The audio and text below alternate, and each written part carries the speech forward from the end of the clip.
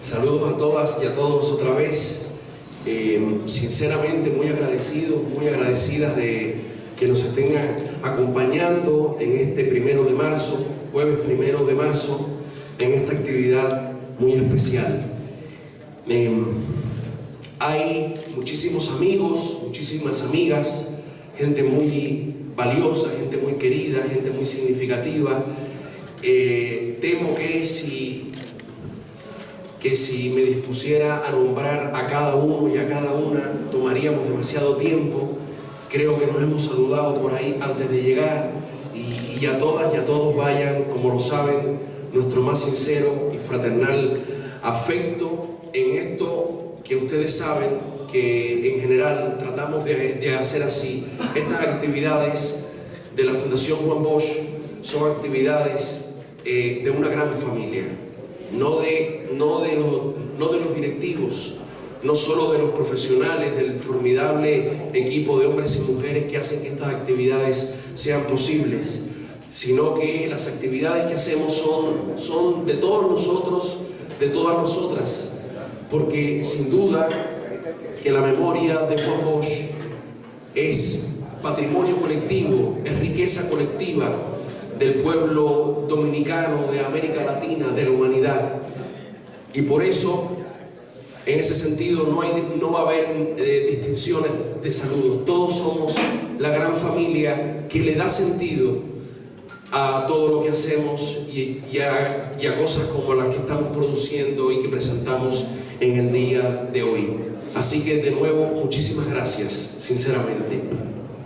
Muchísimas gracias también a los amigos y a las amigas de la prensa que cordialmente vienen siempre a cubrir estas actividades en las que tratamos de defender y de sostener la memoria histórica, pero no una memoria museográfica, no una memoria de galería, no un monumento al que se le rinden flores, sino una memoria histórica que nos interpela en el presente, que nos pregunta en la actualidad cómo nos comportamos, qué hacemos, qué decisiones tomamos, para quién trabajamos, al servicio de quiénes estamos.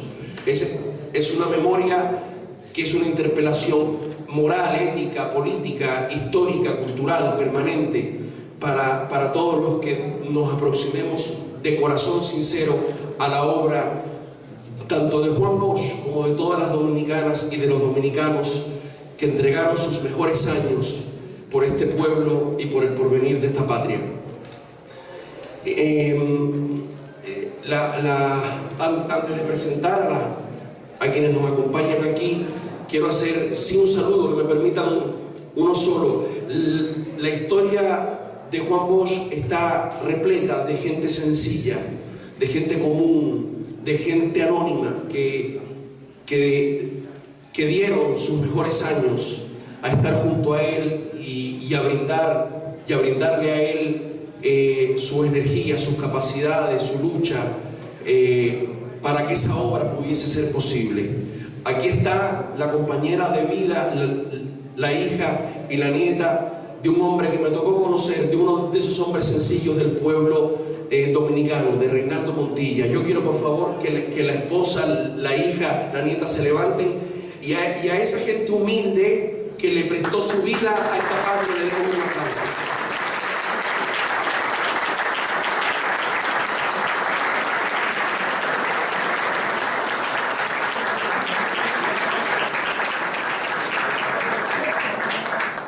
Reinaldo fue de esos hombres que eran parte del equipo de seguridad de Don Juan cuando eso no se cobraba, cuando los compañeros coleccionaban los insumos para hacer el desayuno o la comida, cuando Don Juan muchas veces participaba de pelar los plátanos o de calentar el chocolate caliente a las 5 de la mañana. Esas son las historias que hicieron de Juan Bosch el hombre que recordamos. Entonces, aquí con nosotros está, por supuesto, el autor de esta obra, Eliades Acosta Matos. Un aplauso para él.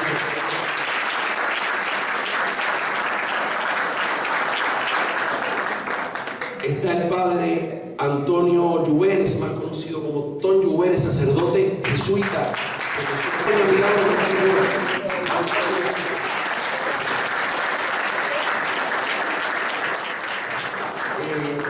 nos hemos invitado al padre Tom Lluveres como sacerdote, como persona que conoció a don Juan, que lo entrevistó, a un sacerdote sensible con la memoria de Hostos, con la memoria de los hombres y de las mujeres de la patria, con don Juan, como hombre que le tocó vivir los acontecimientos del debate, a doña Milagros como persona cercana a todos estos acontecimientos, como familia y como militante política también de aquellos años. Y está con nosotros Diomedes Núñez Polanco, presidente de la Fundación Juan Bosch.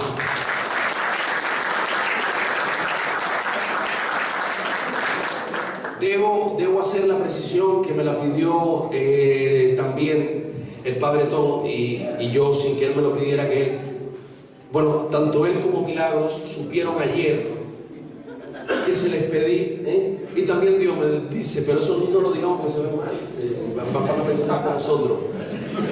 Tanto el padre Tom como Milagros supieron ayer. Alguien puede decir, concho, qué feo. Yo creo que lo hermoso es que supieron ayer y en cuestión de 24 horas decidieron estar aquí. Y eso es lo lindo que pasa con el trabajo que nosotros hacemos, como la buena voluntad y los buenos corazones siempre están disponibles para estas cosas. Así que muchas gracias de corazón. Vamos a dar la palabra. Ahí llegó Patricia.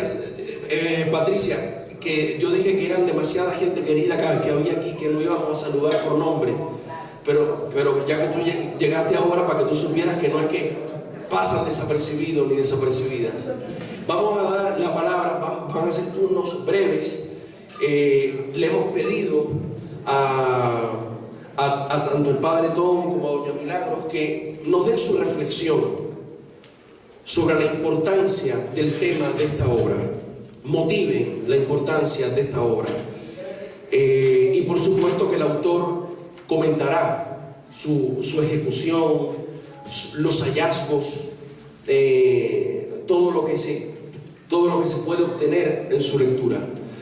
En primer lugar, le voy a dar la palabra a Diomedes Núñez Polanco para que nos comente brevemente de la importancia que tiene para la Fundación Juan Bosch rescatar la memoria del debate del 17 de diciembre de 1962, que es lo que nos congrega hoy aquí. Adelante, Diomedes.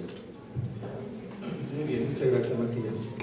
Un saludo a la mesa y a los asistentes, a todos los asistentes a esta puesta en circulación de un libro, de un documento que hace mucho tiempo que los dominicanos y las dominicanas estaban esperando, y sobre el cual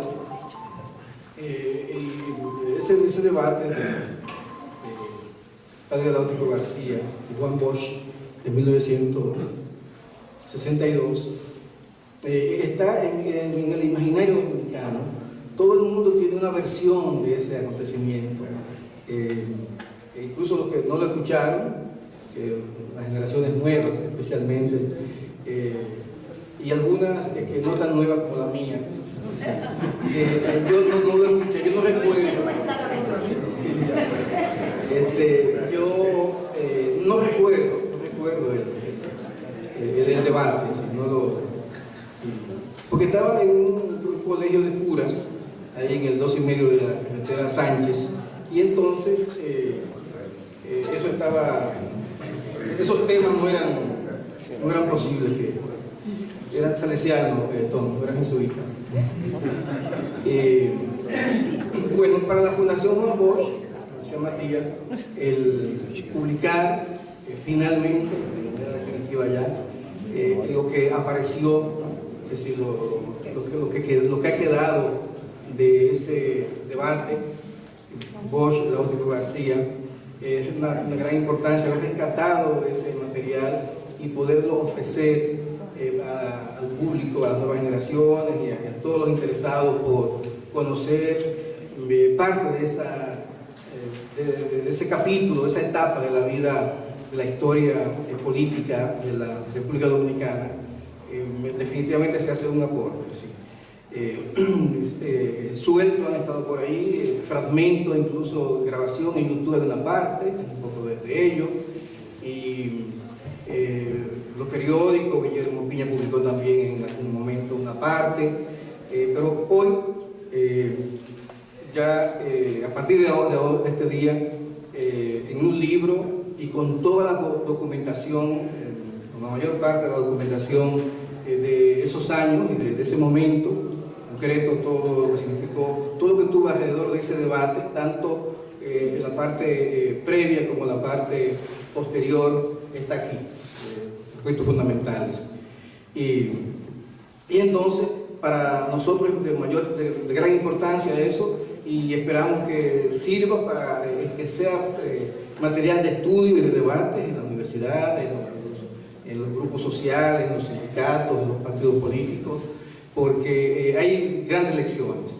Y y sobre todo, que habría que ver ese debate y esas elecciones del 1962 en el marco de lo que eran los acontecimientos mundiales de esa época. Estaba nada fácil el momento, así, la época de la Guerra Fría, que estaba en su buena, fue que usaba la Guerra Fría, estaba todo el tema ahí de la crisis de los misiles, especialmente en octubre, un mes antes. ¿Sí? Estaba también el Concilio Vaticano II en sus buenas, que había comenzado también días antes, había comenzado el Concilio Vaticano II en el mes de octubre, que duró hasta el 65, fue un gran concilio, un concilio revolucionario, todo el tema ese, por última vez, el tema del latín se planteaba ahí, y muchísimas cosas importantes. Y de modo que con ese debate se hablará, y que dejaré que Milagro pueda dar testimonio, nosotros y el mismo Padre Tom de esa época trabajen sobre todo. Sí quiero decir que en ese debate, así como en otras manifestaciones y proyectos de Juan Bosch, que ha significado una ruptura con lo tradicional. Así como significó una ruptura con lo tradicional el ejercicio de la política no demagógica, la política en las campañas políticas para enseñar, para educar, asimismo también. Y además también vino con la lengua nueva de no hablar para las masas con un lenguaje que nadie entiende, que lo que es, sino que en este caso Bosch se refería a las masas, es decir, habló el lenguaje del pueblo, que lo entendiera directamente. Así que fue una ruptura con el discurso tradicional de hacer la política. Y también el hecho de ver la parte de los que significaban darle al pueblo dominicano, al pueblo humilde, a las masas, un lugar principal en el proceso político, no como espectadores, sino como actores de ese proceso.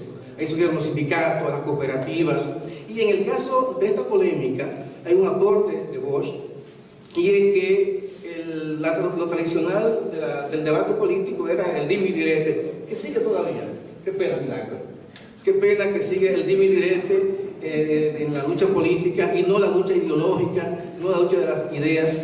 Juan Bosch, con ese debate que lo exigió, que si no se daba, no concurría a las elecciones, era la idea, dice y nos dice a nosotros, a las generaciones de ese tiempo y a las generaciones de hoy y de mañana, que también los debates políticos hay que hacerlo con ideas, hay que hacerlo con seriedad y con criterio. De modo que bienvenidos a todos, tanto a los panelistas como a este público, para que disfrutemos en esta noche sobre todo lo que significa y ha significado esta publicación de este debate histórico Bosch-Lauterbach García.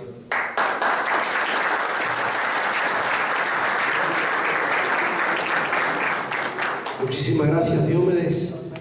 Un saludo cordial a quienes nos están siguiendo en vivo por internet, a través de las transmisiones por las redes sociales, a ese público que no está aquí, pero que está. Muchísimas gracias y muy bienvenidas, muy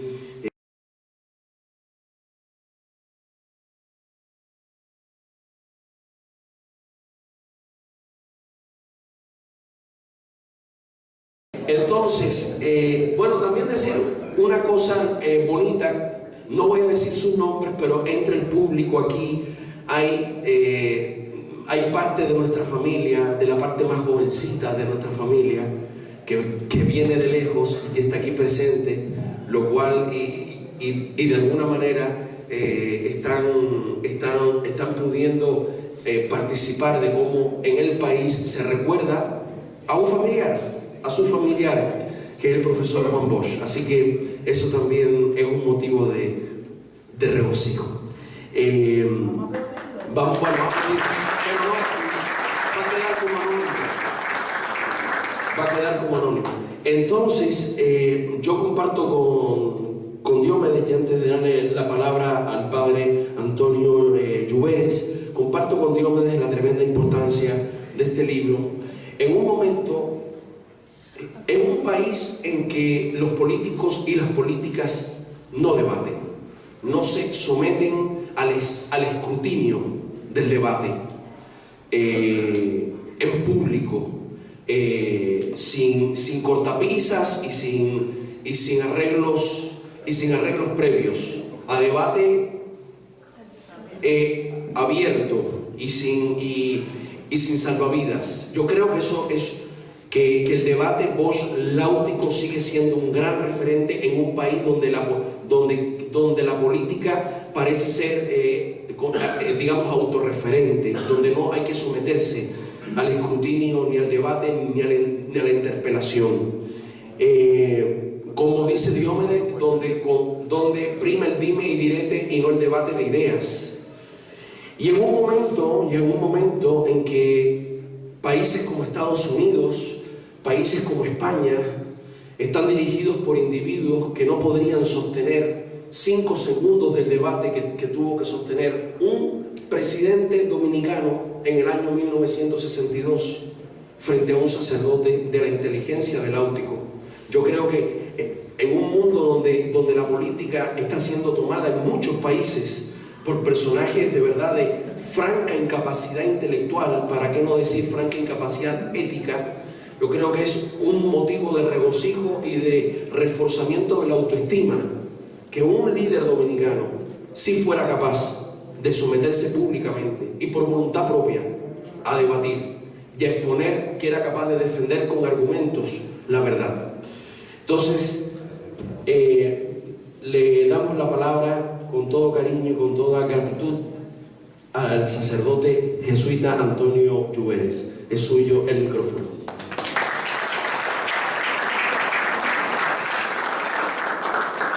Muy buenas noches a todos, de una manera muy particular a doña Milagros y a Matías, que ayer noche me llamó para que yo participara de este acto, excusándose previamente, diciendo, yo sé que va a ser muy difícil. Digo, no va a ser difícil, yo voy a ir.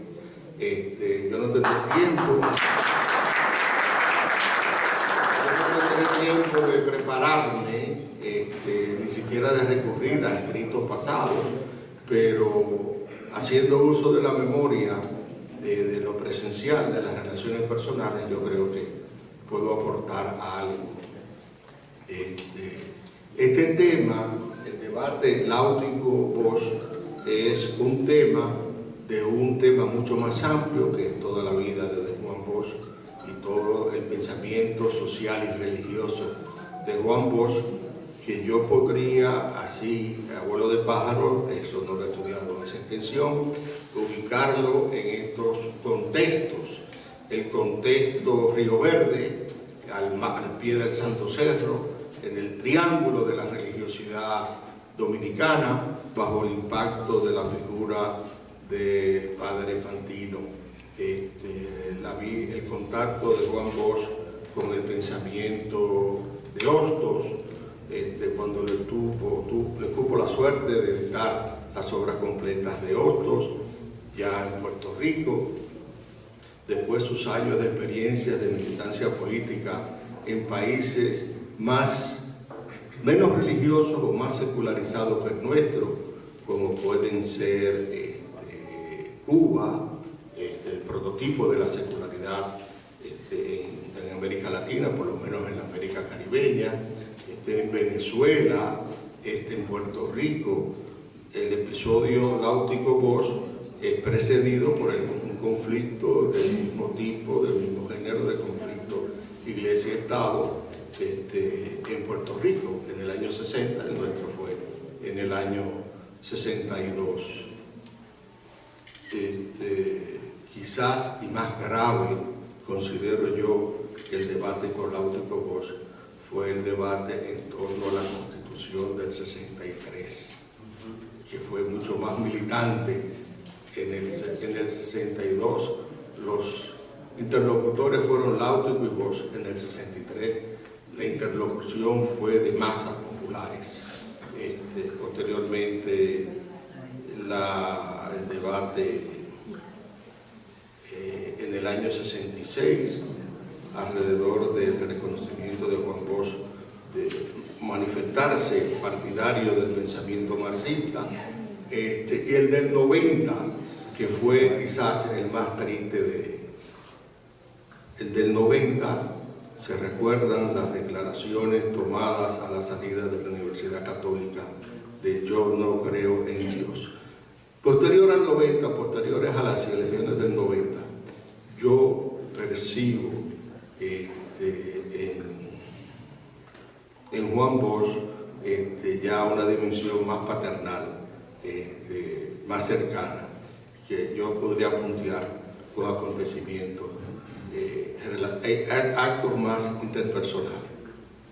Bueno, estoy aquí porque en diciembre del 62 yo iba de los 14 a los 15 años y yo vivía cerca de Radio Televisión Dominicana y acostumbraba a moverme hacia Radio Televisión Dominicana cuando venían artistas en la semana aniversaria, y era un punto de convergencia de la muchachada de la época. Los que vivieron esa época lo pueden reconocer muy bien. Y en ese diciembre del 62, en el debate, yo me movilicé casi con una gran espontaneidad de mi casa a esa estrecha calle que está frente a Radio Televisión Dominicana, que no recuerdo cómo se llamaba en aquella época. Miami, Florida. Miami, Florida. Ok, bueno, ahí había una masa ingente de gente que se movía a derecha e izquierda, como revolucionando sobre un eje fijo al grito de "Juan Bosch presidente". Juan Bosch presidente, me recuerdo muy bien de ese acontecimiento. En ciertos momentos se tranquiliza, cuando ya el debate se inicia, se tranquiliza, entonces yo decido irme a mi casa, y en mi casa escucho la parte final del debate, la parte final del debate. Yo no voy a entrar en los otros aspectos, los otros momentos del pensamiento social y religioso de Bosch y sus relaciones con la Iglesia, pero puedo decir en el breve tiempo que me toca lo siguiente.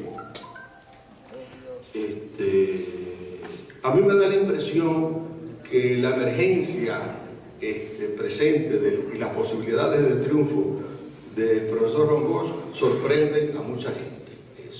Una de las personas que son sorprendidas son las personas del mundo eclesiástico, de la dirección eclesiástica. Y a la luz de la experiencia de la Revolución Cubana y a la luz del conflicto de Puerto Rico, eso lo puedo afirmar con toda tranquilidad, que se creó este cuestionamiento. Juan Bosch podría ser un Fidel Castro que baja de la sierra siendo más cubano que Las Palmas, siendo verde olivo, y en algún momento ya había sucedido, reconoce que él siempre había sido marxista-leninista. Bueno, un agente encubierto, primera cosa. Segunda cosa, si no lo es, puede ser un Kerensky, o sea, una persona que al debilitar el poder central del Estado zarista ruso, posibilita la emergencia o la aparición en las calles, en las masas, bajo la dirección del partido bolchevique, que permita el acceso de los comunistas al poder. Esas ideas yo lo puedo afirmar que muy bien se barajaban en ciertos núcleos eclesiásticos, en concreto en el seminario Santo Tomás de Aquino. Lo sé porque aunque yo era un muchacho, no era ni siquiera seminarista, el padre Sergio Figueredo, que algunos lo conocen, que vivía ahí, me contó que en las reuniones, las sobremesas y en reuniones ad hoc al propuesto, se discutía cómo manejar el tema de los riesgos que suponía el acceso al poder de Juan Bosch, que había posiciones más radicales al respecto de qué hacer, y que quizás la posición más moderada fue la que Láutigo García, que ya hacía 10 años que tenía un programa de radio desde los últimos años de la era de Trujillo, sacara ese artilugio de pensamiento alrededor del libro, de los artículos de Juan Bosch, de Lenin como el arquetipo de revolucionario, y levantara no una acusación, sino una cuestionante. No una acusación, sino una cuestionante, que ya en el libro se explicará muy bien ese recurso que se tenía. Mientras eso se pensaba en el nivel del seminario Santo Tomás de Aquino, en las periferias eclesiásticas había sacerdotes más directos que atacaban con mayor contundencia las posibilidades de triunfo de Juan Bosch. Pero había un tercer espacio donde se discutía el tema, que era en la nunciatura. El nuncio en aquel momento era Claricio, Emanuele Claricio. Emanuele Claricio ya lo conocemos cómo fue evolucionando, no es una sola personalidad en el pensamiento, tiene diferentes momentos, lo conocemos por su última fase, así más presente en la sociedad dominicana, como mediador de la Revolución del 65, pero en aquel momento pensaba como un diplomático romano y pensaba en cómo se podrían agravar, derivarse las condiciones y salirse del control el tema de Juan Bosch comunista si él no se presentaba a elecciones y se rompía la legitimidad política de aquel momento, que suponía que terminada la dictadura habría elecciones libres y se podrían presentar a las elecciones todos los candidatos posibles.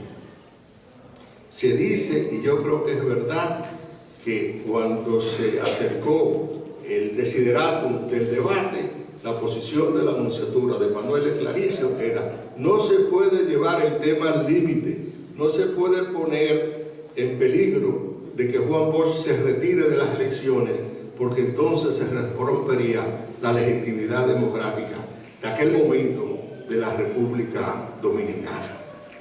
Bueno, ya saben toda la historia posterior.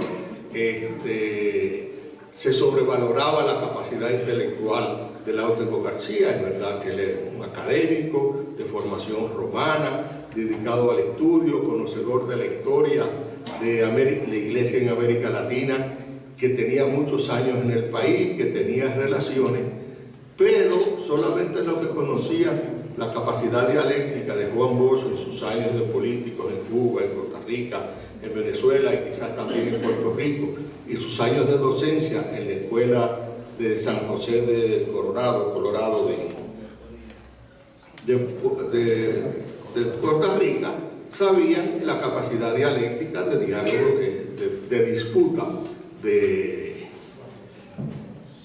Juan Bosch, que lo demostró en el manejo del tema cuando él desde el principio asume la dirección del debate y pone él casi los términos del debate, de cómo se iba a debatir, que lo que hemos estudiado en seminarios y en escuelas rigurosas, eso es uno de los recursos del debate, ¿no?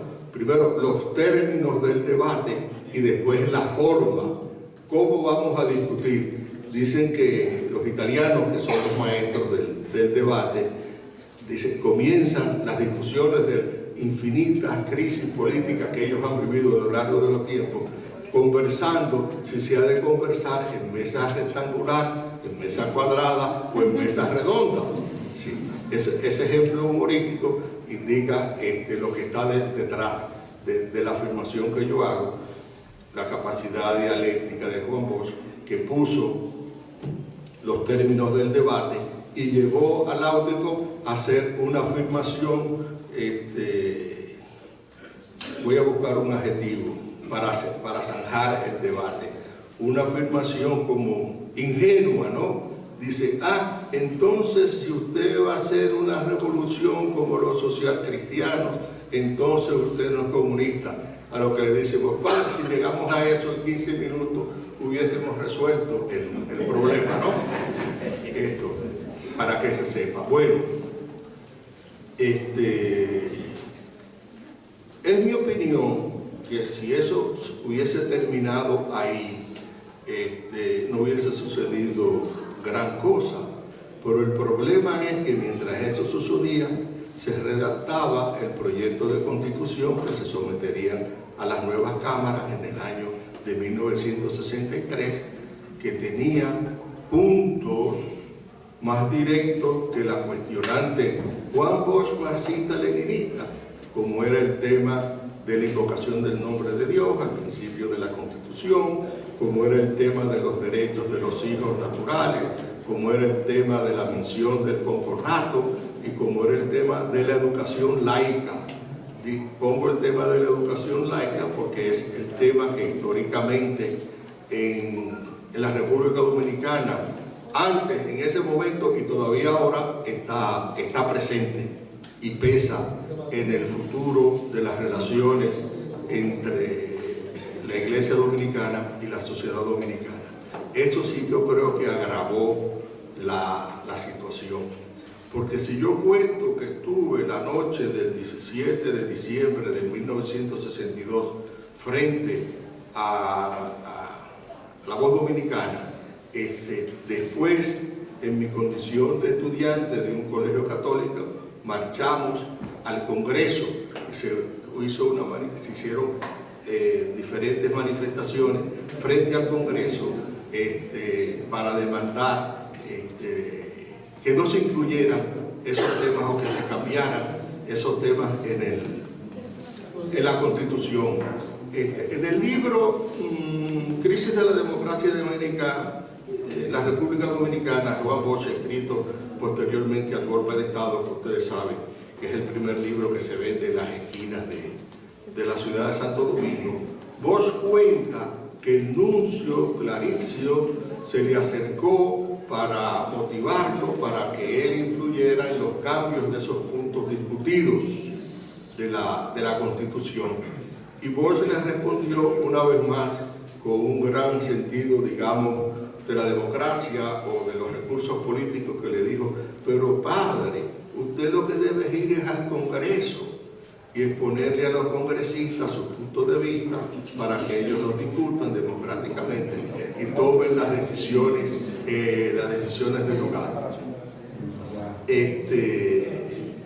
Se trancó el juego. Yo creo que ahí en la Constitución para la Iglesia se trancó el juego y permitió que las fuerzas que conspiraban desde el principio en contra de la candidatura, de las elecciones, de la accesión al poder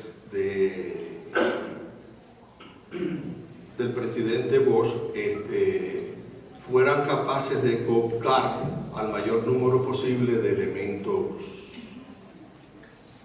elementos religiosos. Sí. Punto. Hasta ahí mi punto de vista. Se me pasó una cosa, como no lo tengo escrito, estoy trabajando directo desde la memoria. No todo el mundo religioso era igualmente militante en contra de la persona y la política de Juan Bosch. Yo me comencé a mover periféricamente en ese momento, a partir del diciembre del 62, con un grupo de jesuitas que trabajaban en la Casa Social. Era una institución social que inventaron los jesuitas para toda América Latina, que daban unos cursillos sociales, Y comenzaron a llegar a nosotros, todavía recuerdo y hasta conservo algunos números, de 2 revistas de los jesuitas en América Latina. La revista de Venezuela, que se llamaba SIC, y la revista de Chile, que se llamaba Mensaje. En esas 2 revistas ya se comenzaba a promover y a gestionar 2 candidaturas demócratas cristianas del futuro político latinoamericano, Caldera Venezuela y Frei en Chile. Entonces, sobre todo, más los chilenos que los venezolanos comenzaban a abrir un horizonte ideológico que permitía, de más amplio espectro, que permitía que mayor número de personas se ubicaran en las posiciones sociales de la Iglesia. Les recuerdo que el primer número de la revista Mensaje que llegó a nosotros en aquel momento se titulaba Revolución en América Latina, Visión Cristiana. Eso, repito la idea, dimensionaba, permitía, aperturaba el pensamiento de la Iglesia, el pensamiento social cristiano, como le llamaban, o de doctrina social de la Iglesia, para entender mejor la situación. Tengo entendido, pero esto no lo puedo afirmar, que el proyecto de Constitución del 63 se envió a la Universidad Gregoriana. La Universidad Gregoriana es la universidad líder de las universidades de la Compañía de Jesús, que está ubicada en Roma, y que allí se estudió, y que la opinión que vino de la Universidad Gregoriana para acá dice: no hay ningún elemento que permita afirmar que la Constitución contiene aspectos que se puedan considerar de orientación marxista. Son elementos de las sociedades más modernas, secularizadas, que sin necesidad de afirmar filiaciones religiosas permitirán a la Iglesia convivir con otras sociedades, como está sucediendo ya en diferentes países de Europa, digamos desde las revoluciones burguesas del siglo XVIII y XIX. Pensemos en Francia, la ley de la laicización de la educación, del Estado laical en Francia, creo que es del año 1908, y de las constituciones que surgieron después de la Segunda Guerra Mundial. Hasta ahí, me parece, se podría abundar en otro momento, en otros aspectos.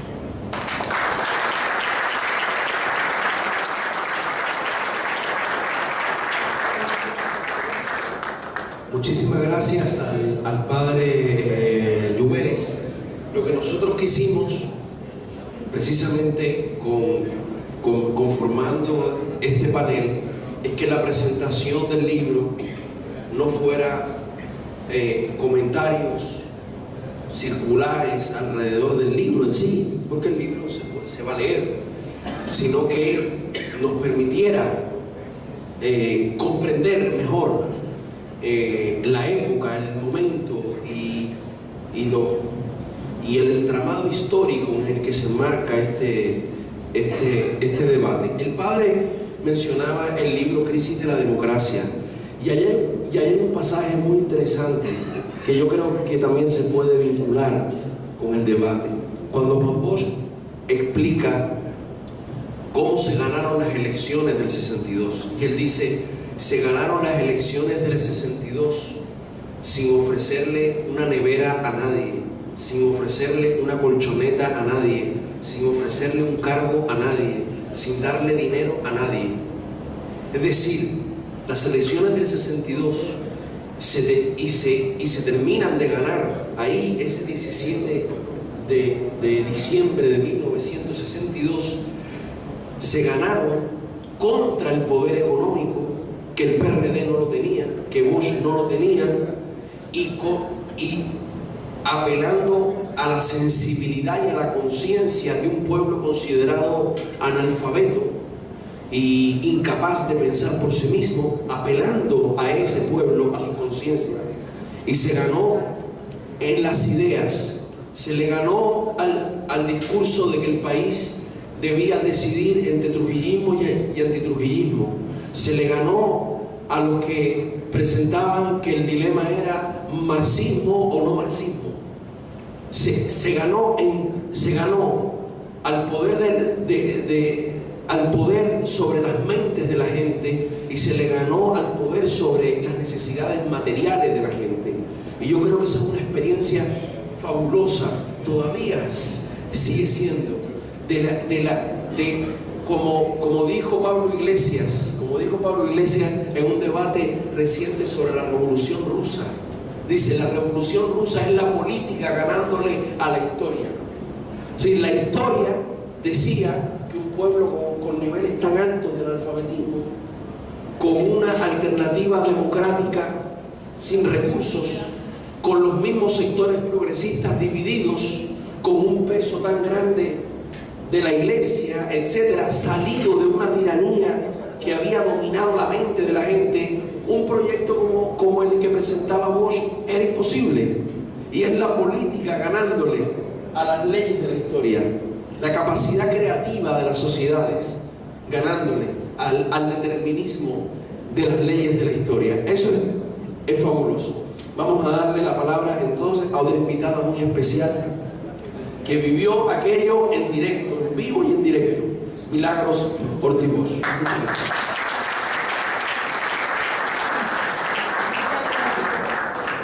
Sobre todo por la pregunta de David Sotómeda, que fue importante.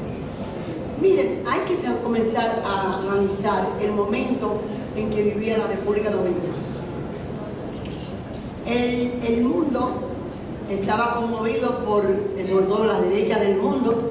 Los Estados Unidos estaban conmovidos por lo que había sido el triunfo de la Revolución Cubana. Y todo parecía que iba con la emoción que tenía la juventud del continente y de algunas partes del universo sobre aquel proceso. En este país había mucha admiración por el proceso cubano. Las fuerzas más atrasadas de los Estados Unidos se empeñaron en entender que el gobierno, la democracia que estaba instalando lo que quería presidir el profesor Juan Bosch, era otra aplicación de lo que había pasado en Cuba. Esa tensión estaba ahí. Todos han mencionado la situación de Puerto Rico en ese entonces. Y estaba en el lado oeste de nuestro país, gobernado la dictadura de Guaidó. O sea, estamos cercados en un mundo lleno de conflictos. Y en una decisión, una voluntad política de construir la democracia. Para Juan Bosch siempre construir la democracia fue mucho más importante que la retención a cualquier precio del pueblo. La iglesia,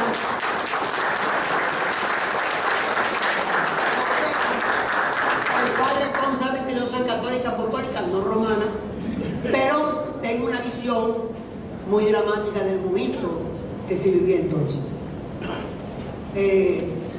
Me alegra mucho saber que el documento de análisis de la Universidad Gregoriana planteó las realidades de la Constitución, porque la verdad era que desde el punto de vista de la Iglesia era un debate entre la modernidad y el atraso, porque decir que el problema de los hijos naturales era un problema para la Iglesia era desconocer el espíritu profundamente cristiano que debe tener el sentido religioso, la religión. Como miembro que participé en la revisión del proceso de ese proyecto, peleé mucho por los hijos naturales, porque naturales son los padres, no los hijos. En Roma, la fuente de la Iglesia, se debatía también en un problema muy profundo. El Partido Comunista Italiano, Togliatti, era el partido más fuerte al margen de las fronteras rusas en el mundo. Y la Iglesia se debatía en la formación del social cristianismo, tratando de buscar una compensación adecuada. Si la discusión fuera de otro tema, les contaría cómo organizaron la corrupción en Italia, la KGB y la CIA, en la lucha por el poder. Pero la Iglesia tenía ese problema en la misma sede, en la misma cercanía de lo que es el Vaticano. Entonces, había una gran deformación, una gran presión de la realidad social para ver los pueblos como eran, los procesos políticos al margen de esos miedos, No comenzó el problema exactamente en el debate entre Láutico García. El debate con Láutico García fue parte de un proceso que se iba a grabar, y después hablaremos de eso, con la Constitución, porque la Iglesia sacó a las calles todos los niños de los colegios privados a luchar contra la democracia. Eso lo viví yo. Eso es algo que la historia no puede dejar de recoger. Detrás de la lucha más grande o la oposición de la Iglesia contra Bosch estaba el concepto ostosiano de la vida de Bosch. Juan Bosch había adoptado desde muy pronto el pensamiento, se había quedado atraído profundamente por lo que resultó el papel de Hosto aquí como consecuencia de la restauración y su vinculación con la escuela dominicana, a la que llegó a influenciar y a dirigir la educación y a inspirar a una mujer como Salomé Ureña de Reyes. Ese momento de la historia dominicana tiene Juan Bosch un gran posicionamiento de una manera de ver la educación como transformación de esa sociedad atrasada en la que vivíamos. Había que comunicar eso con lo que fue el positivismo, del que tuvieron tanto papel los españoles y algunos grandes teóricos del positivismo, del que Otto fue también parte, porque Otto de aquí se fue durante un tiempo allí. Entonces, ¿qué es lo que ¿por qué pronuncia Láutico García la palabra? Juan Bosch quería ganar tiempo para la democracia. Y sabía que con la lucha desatada por la Iglesia, los otros fuerzas, el ejército intacto, las fuerzas dominicanas, movidas, hay que decirlo, por aquella disposición del Consejo del Estado, que hizo nacionales toda la riqueza de los Trujillo. Y una sociedad que no había formado el capitalismo, la burguesía real, hacía que su vocación golpista estuviera fundamentada en la adquisición, en el gozo, en el usufructo de esos bienes que había arrancado Trujillo al pueblo dominicano. Entonces, no es un factor, son muchos los factores los que se congregan en ese momento. Y yo creo, Juan Bosch era una persona que daba muchas explicaciones de su conducta. Uno analizaba su conducta, leía lo que escribía y tenía la libertad de sacar sus conclusiones o mis conclusiones. Yo tengo una idea, tengo casi el pensamiento, de que si él no frenaba, no lograba frenar a la Iglesia, la violación de la democracia hubiera sido mucho más corta, porque era una Iglesia que no representa a todos hoy en día, y que quiero decirle a todos que no representó nunca Sergio Figueredo, que fue un sacerdote jesuita íntimo de Juan Bosch. Sergio Figueredo acompaña a Juan Bosch el día que sale después de la guerra de abril de Santo Domingo hacia Europa. Eso quiero decirlo porque son datos históricos que importan y que a veces se quedan olvidados en el montón de cositas que uno guarda. Entonces, lo de la iglesia venía en crecimiento. Y mi impresión que fue, fíjense que 6 días antes, el PRD había ordenado el retiro de todas las candidaturas a nivel nacional. Era una presión, era obligando a una rectificación o a una decisión. Era un movimiento, una acción política. Juan Bosch era un político 24 horas al día. Un político con una intención, un político con una motivación, pero así lo veía y lo seguía yo. Entonces, yo recuerdo que llamó a su amigo Emilio Rodríguez de Moniz, que habían sido amigos de toda la vida, a que yo fuera a la casa de la calle Mercedes donde vivía don Emilio, a buscarle el Real Diccionario de la Lengua Española. Hace unos años, ese documento se lo entregué a Matías. Me quedé con el diccionario, pero pensé que no era mío, que era de la historia. Y se lo entregué a Matías. La clave estaba, como dice Tom, en él ser el que condujera el proceso. Es más, buscó a un hombre para ese entonces muy vinculado a él para dirigir el debate. Salvador Pizaluga. O sea, tenía en sus manos todas las herramientas. La discusión era sobre la palabra arquetipo. Esa palabra aparece como la clave de la discusión. Conseguir que no era el arquetipo le daba tiempo para instalar su proceso de creación de la democracia. Yo no sé, aquí hay gente de mucha edad como yo, levanto la mano, pero hay gente que vivió otras etapas. Por ejemplo, se lo debe haber contado Piqui a su adorada hija que está con nosotros, cómo las multitudes en el abril 65 se lanzaron a las calles.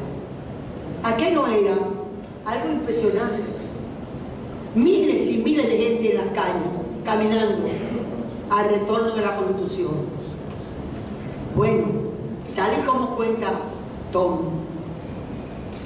el día en que se iba a suceder ese debate, en el país no había mucha televisión, pero nunca había habido tantas gentes para ver una sola televisión.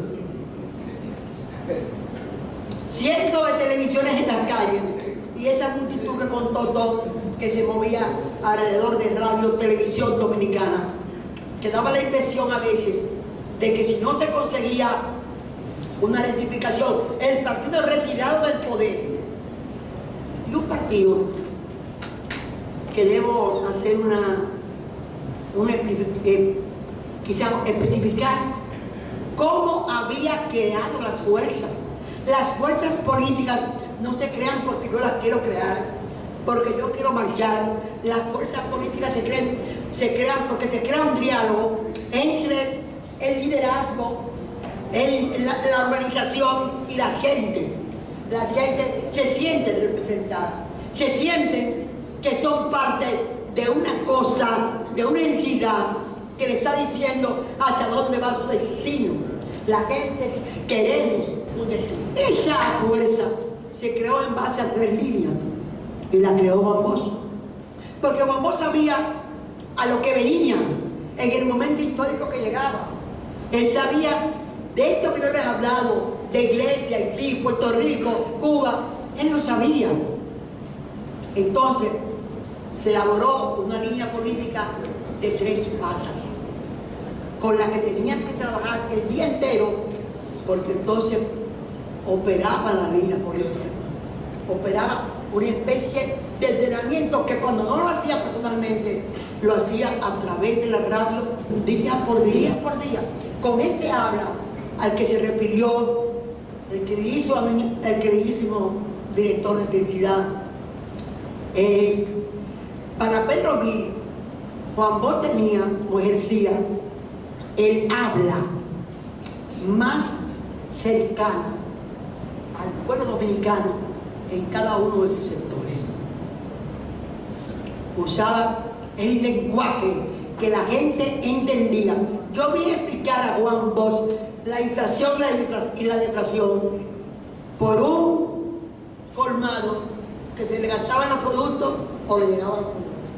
Bueno, entonces, esas 3 líneas básicas de formación fueron rechazo enérgico a la violencia, para no quererse parecer a la lucha que había por ahí. Apego irrestricto de la ley, para calmar a los que estaban nerviosos porque se fue el juicio. Y apego irrestricto a los derechos del pueblo. Pero esos derechos del pueblo se explicaron día por día. ¿Sí? Entonces, esa fuerza que sale a defender el resultado, a observar ese debate entre Juan Bosch y Balaguer, existía. Láutico, ¿verdad? Perdóname porque me aparecieron. Entonces, se me va la conciencia. Se me va la conciencia. Es un lazo justo. Yo no me excuso. Sigo con la cosa. Entonces, ¿qué pasa?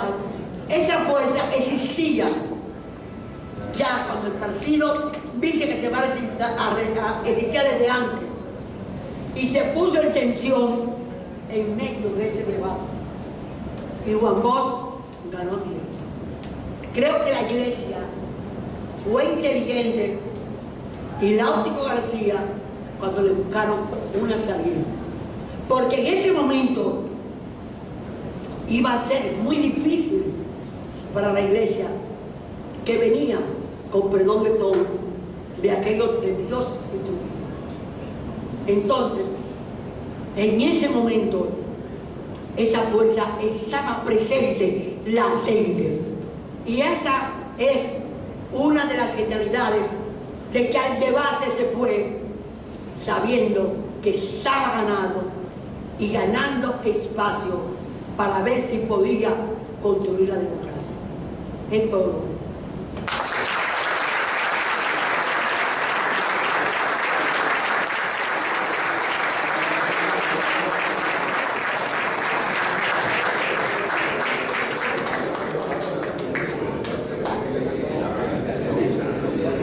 Excelente, ¿verdad? Sí. Tener a Tom y a Milagro ha sido realmente un aporte sensacional. Esto lo estamos grabando, esto lo colgaremos, porque esto tiene que servir para la pedagogía, para la pedagogía política de la gente, para también compartir con el mundo la historia política de este país. Como dice Milagro, no se entiende 65. Milagro, por lo que tú dices, no se entiende 65 sin 63. 1965 no se entiende sin 1963, sin 1962, con esa ola de conciencia democrática que avanzó en este país. Ya. Es otro día. Dale. Yo voy a dar un aviso. Ahora le toca el turno final a Eliades como autor. Voy a dar un aviso. El libro, me voy a buscar de nuevo más problemas. El libro va a estar a la venta a 100 pesos. A 100 pesos.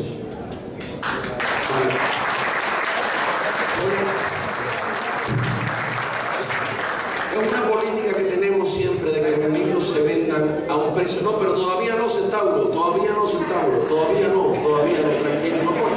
Sí, imagínate, no, tampoco pues somos tontos, se acaba la actividad. Solamente les pido, si hay 200 ejemplares que la imprenta nos trajo hoy. Entonces, quienes quizás pueden comprar muchos ejemplares, se priven de esa posibilidad para permitir que la mayor cantidad de los que están aquí puedan llevarse su libro. ¿Sí? O sea, yo lo que yo quiero hacer, pensando en lo que dice Milagro, permítame, y esto es a título personal, no involucra todo lo que diga es responsabilidad mía. Si hoy hubiese un debate como ese, con un candidato o una candidata que no está postulando la revolución integral, sino políticas de cambio, ¿sobre qué se debatiría? ¿Sobre qué le preguntaría? Y por ejemplo, se me ocurre que le preguntarían cosas como la relación con los procesos de cambio que hay en América Latina. Ese sería un motivo de conflicto, le dirían castrista o chavista o cosas de esas. Le preguntarían tal vez lo acusarían o la acusarían de quizás pensar en quitarles tanto poder a los bancos para regir la economía del país. Eso sería como llamar al diablo. Y pienso todavía más en alguien como Láutico. ¿Qué pasaría con las 3 causales? ¿Qué pensaría ese candidato o esa candidata con las 3 causales para la interrupción del embarazo? Con los derechos reproductivos de la mujer, con los feminicidios, con los derechos de la diversidad sexual. Y pienso que en línea con aquel debate y con aquella constitución del 63, desde una posición bochista, auténtica, en un momento como este, no se puede tener ninguna duda, por ejemplo, en abogar con toda firmeza por los plenos derechos reproductivos y la soberana libertad sobre su cuerpo que deben tener las mujeres dominicanas, por ejemplo.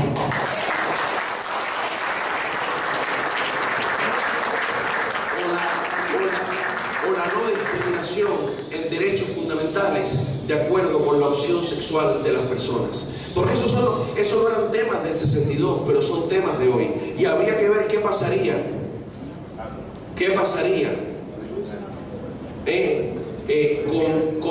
con temas como ese, cuando por cosas mucho más chiquitas todavía se sigue descalificando, insultando, amenazando congresistas, amenazando partidos políticos para que no voten sobre cosas como esa. Me permito esa personal. Entonces, le doy la palabra a este queridísimo amigo que va a cerrar esta actividad, Eliades Acosta Matos. Hay que decir, y no es como payola ni lambonismo como se dice aquí, que Eliades es una persona que llegó de Cuba, del mismo país donde recibió acogida Juan Bosch, en algo que no fue exilio, fue destierro, que no sé por qué nos cuesta tanto llamar las cosas por su nombre, porque no poder volver a tu país se llama destierro, no exilio. Y aquí, en los últimos 7, 8 años, se ha avanzado descomunalmente en la investigación sobre el Trujillato, en la investigación sobre el periodo 1962-1963, en asuntos medulares de la historia política dominicana, gracias a esfuerzos de gente como Eliades, que se ha jugado días y noches investigando lo que prácticamente nunca antes se había investigado y proporcionándole a este país libros fundamentales para comprender la historia nacional. Y en esta ocasión, después de por lo menos 2 años de trabajo, ha preparado esto, que es un aporte solidario al país que él ha tomado también como suyo, que es República Dominicana. Eliades, el micrófono es tuyo. noches, compañeras, compañeros. Esta presentación de Matías casi me hace llorar, porque ha sido muy generoso en sus palabras. Es un honor estar aquí con el padre, poder estar con doña Milagro, con Matías y con Diomedes, acompañándolo en la presentación de un libro que ha despertado mucho interés y curiosidad, porque me lo comentan las personas cuando hablamos de la posibilidad de que se publicara el libro. Yo quiero dar la bienvenida a tantas amigas, amigos presentes, no puedo nombrarlos a todos, muchos convocados en la mañana de hoy por WhatsApp. Así que te gané, Matías, en lo corto del anuncio. Hay que darle su mención a Pedro Sotolongo. Pedro Sotolongo, no, iba a comentar eso. Ayer yo tuve clase en la maestría de Pedro Sotolongo en el Global, una maestría de complejidad, y están aquí los alumnos, lo cual me enorgullece y me da muchísimo gusto saludarlos.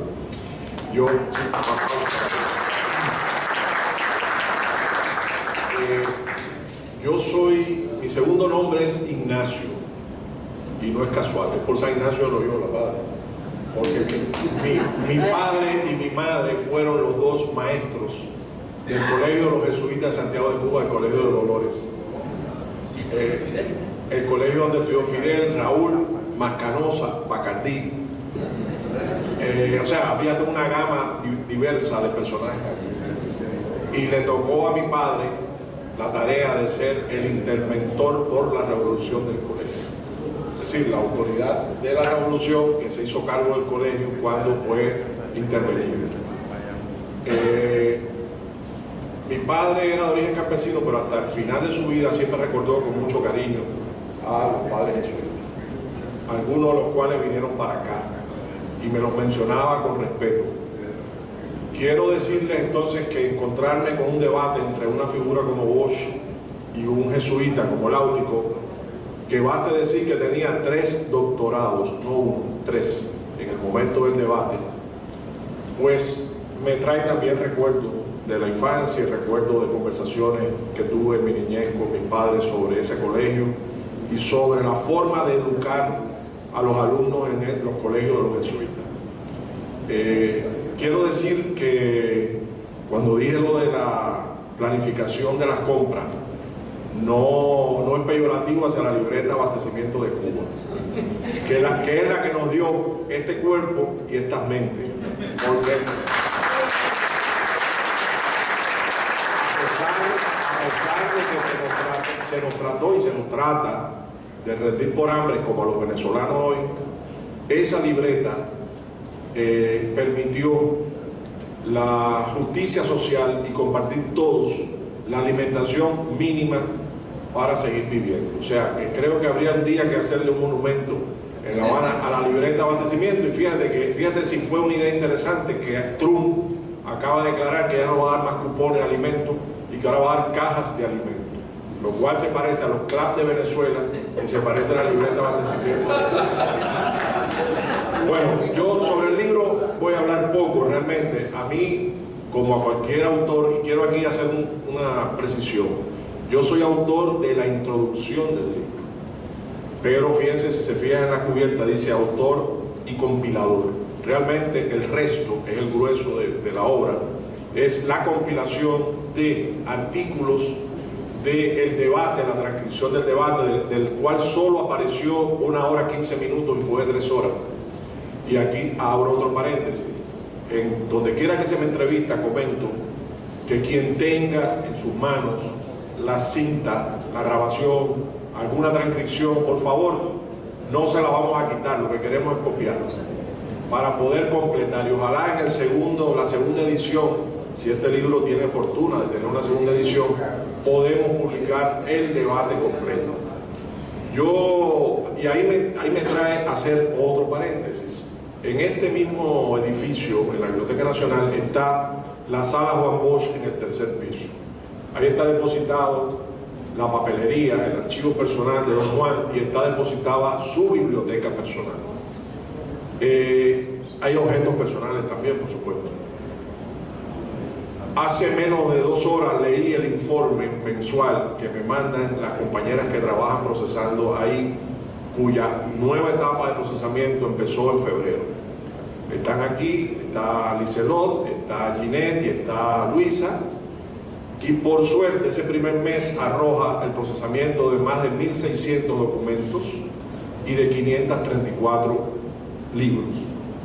Quiere decir que esa sala y ese proceso que están haciendo estas tres compañeras nos va a deparar muchas sorpresas, porque la idea es que todo lo interesante, lo nuevo, lo profundo que vaya apareciendo, y va a aparecer mucho, enseguida se ponga a disposición del pueblo dominicano y del mundo, porque no vale de nada tener ese tesoro durmiendo eternamente ahí si no circula, aunque sea digital o en papel, pero de alguna manera los interesados puedan chocar con él.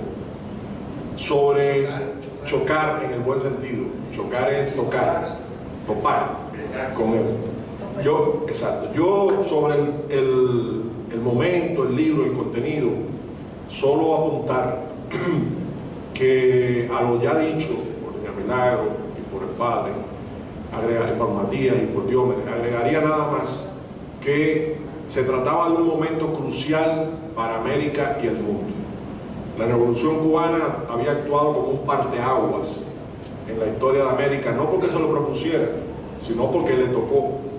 Le tocó en suerte y le tocó por deber. Y le tocó también por acumulación histórica y le tocó también por cultura.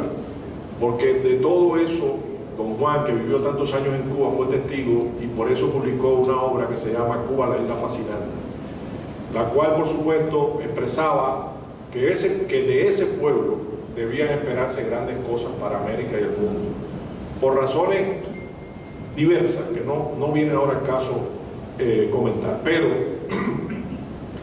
esa revolución había triunfado el 1 de enero del 59 y hasta ayer revisé el Caribe del 1 de enero del 59 y en el Caribe del 1 de enero del 59 sale el parte militar de Batista. Ya Batista estaba aquí, publicado el 1 de enero diciendo: derrotados los rebeldes en Santa Clara, huyen en desbandada, más de 500 muertos, el ejército los está diezmando. Y ya Batista estaba aquí. La noticia de Batista aquí no se dio en primero, Trujillo la guardó hasta el día siguiente, pero el 3 de enero aparece ya en el Caribe el primer artículo contra la Revolución Cubana, firmada por el doctor Gacel, el padre de Carlos Gacel, uno de los sicarios que participó en el asesinato de Castillo Armas, junto con Johnny Abe. El padre era periodista, estaba aquí, y ya aparece el primer artículo donde dice que Castro es comunista y que, además de eso, no se puede permitir ese proyecto revolucionario en el Caribe. 3 de enero, el 3 de enero. A partir de ahí, la campaña fue terrible. Entonces, no debe de asombrarnos que el mote, el título de comunista, fuera tan lapidario en el 62, después de ese barraje inclemente de campañas de todo tipo, que movilizó no solamente a 5.000 agentes de la CIA en la mayor estación CIA que jamás ha tenido Estados Unidos en la Florida, solo dedicado a tiempo completo a derrocar la revolución, sino que movilizó a todos los estamentos científicos, culturales, ideológicos, políticos, religiosos del continente, y lo lanzó de una manera porque percibieron que ahí había un peligro para mantener el sistema de dominación existente en América Latina y en el mundo. Porque si bien es cierto que para esa época las ideas, y era fuerte el Partido Comunista de Togliatti, muy fuerte, el portugués, muy fuerte, y lo es, pero si bien es cierto eso, después del 20 Congreso del PECUS, donde se revelaron los crímenes de Stalin, la idea, la imagen, el prestigio del comunismo, de la Revolución de Octubre y de sus líderes había decaído mucho y estaba en franca retirada. ¿Por qué razón? Porque no habían sido capaces de crear, lo que decía Matías. Y la Revolución Cubana le dio el aire creativo a las ideas revolucionarias y de izquierda que volvieron a reverdecer las ansias de cambio en esta parte, y por eso la juventud la hizo suya. Entonces, Guerra Fría, momento en América donde la etiqueta de comunista era lapidaria, en un país como este donde además Trujillo se había proclamado el paladín y el guardián del anticomunismo, el decano del anticomunismo de América, lo decía, era como un título nobiliario. Imagínense ustedes si era importante o no aclarar los términos en víspera de elección. Si era importante o no educar al pueblo. Si era importante o no compartir ideas de altura. Por eso es que Juan Bosch al día siguiente, en una entrevista en el Caribe, dice, ese era un debate de vida o muerte, que da el nombre a la obra. Era un debate de vida o muerte. Se decidía no solo el triunfo electoral, se decidía la posibilidad de cambio en América por una vía que no fuese la armada, sino la vía democrática electoral, como alternativa posible y otra vía para esas ansias canalizarlas en un sentido hacia el mismo que tendía la Revolución Cubana, pero diferente, con otras herramientas. Entonces, lógicamente, el debate tuvo ese enorme impacto aquí. Y el debate logró que salieran multitudes, aquí el padre lo recordaba, a la calle, cuando termina el debate en la madrugada, gritando, Juan Bosch no es comunista. Es decir, menos mal. Aunque al final, el padre Láutico dijo, Juan Bosch no es comunista, pero Ángel Violán sí. Lo cual tenía también un peso en la época. Pero bueno, en fin, lo que quería decir, miren, el debate fue tan novedoso, tan audaz y tan original que es el segundo debate político registrado en la historia de los debates políticos televisados en el mundo. El primero, el debate Nixon-Kennedy en la campaña electoral del 60, que fue en realidad 4 debates en diferentes ciudades norteamericanas entre septiembre y octubre del 60, en los cuales Kennedy, también representando a esa ansia juvenil norteamericana de cambio, vence al viejo político zorruno y corrupto que era Richard Nixon. El segundo se da en esta isla. El segundo es el de Juan Bosch, el padre Láutico García. Después vinieron muchos, se recuerdan muchos debates, y ya quedó instituido en la campaña electoral norteamericana el debate presidencial o de candidato. Lo que dice Matías y lo que se ha reclamado aquí de que ojalá que ese tipo de debate vuelva a este país que fue precursor, no es un lujo, es una necesidad. Hay que debatir ideas, programas políticos sin necesidad de caer en la descalificación y el escarnio personal. Y quiero decir lo siguiente: siendo Bosch presidente, encontré en el Archivo General de la Nación y lo publiqué en un libro anterior que se llamó 1963, Revolución Inconclusa, que es el primero, este sería el tercero, luego vino de la guerra mediática al golpe de Estado, luego y hay 3 tomos en imprenta por el archivo de una compilación de documentos del cronológico de oficio de la presidencia de la República Dominicana del año 63. Es decir, la documentación del Consejo de Estado, de Bosch y del Triunvirato, para que nosotros podamos aquilatar de verdad lo que significó cada uno en su momento. Y volviendo a lo que decía, en el año 63, siendo Bosch presidente, otorgó por decreto la ciudadanía privilegiada a Láutico García. Y aquí, en esa biblioteca personal de Don Juan, apareció un libro de Láutico dedicado a el profesor Juan Bosch, para que veamos la altura de las personas y veamos además cómo se puede debatir, se puede intercambiar sin necesidad de agredir ni de odiar. Dice, al profesor Juan Bosch, está en el libro de la actualidad, la historia, editorial Corripio, Santo Domingo, 1983. Es la dedicatoria de Láutico a Bosch en el 83. Al profesor Juan Bosch, con mi mayor admiración y respeto, le dedico este libro en el que tuve que hablar de él sin conocer su gran personalidad. Hoy me honra el conocerla, admirarla, estimarla, defenderla y amarla. Con todo respeto, Láutico García, 2 de abril de 1990.